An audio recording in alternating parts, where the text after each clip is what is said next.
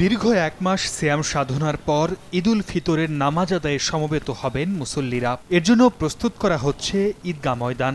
Road roller দিয়ে সমন করা হচ্ছে মাটি, ঘাস রোপণ করে তাতে ছিটানো হচ্ছে পানি।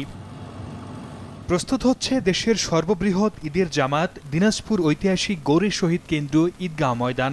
23 একর জমি নিয়ে বিস্তৃত মাঠটিতে নামাজ আদায়ের জন্য সারা দেশ থেকে মুসল্লিরা আসেন। তাদের শান্তিপূর্ণভাবে ইবাদতের সুবিধার্থে নানা ব্যবস্থা রাখছে কর্তৃপক্ষ।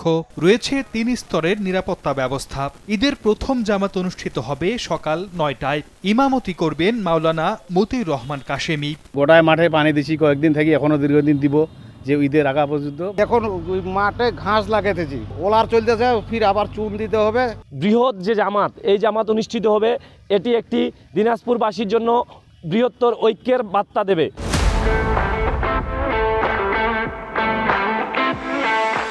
এদিকে 198তম ঈদুল ফিতরে জামায়াতের জন্য প্রস্তুত করা হচ্ছে দেশের দ্বিতীয় বৃহৎ কিশোরগঞ্জের ঐতিহাসিক শোলাকিয়া ঈদগাহ ময়দান।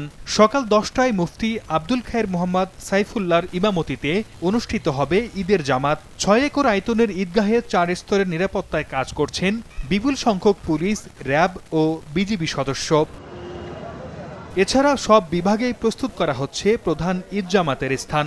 সকাল 8টায় চট্টগ্রামে প্রধান ঈদ জামাত অনুষ্ঠিত হবে জমিয়াতুল ফালাহ জাতীয় মসজিদ মাঠে। একই সময় সিলেটের শাহী ঈদগাহ, খুলনার সার্কিট হাউজ মাঠ, ময়মনসিংহের আঞ্জুমান ঈদগাহ মাঠ, বরিশাল হেমায়েত উদ্দিন ঈদগাহ ময়দান, রাজশাহীর শাহ মখদুম রহমাতুল্লাহ আলাই কেন্দ্র ঈদগাহে ঈদুল ফিতরের প্রধান জামাত অনুষ্ঠিত হবে।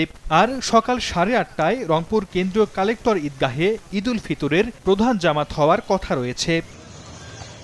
সরদার মোহাম্মদ আরিফ, সময় সংবাদ।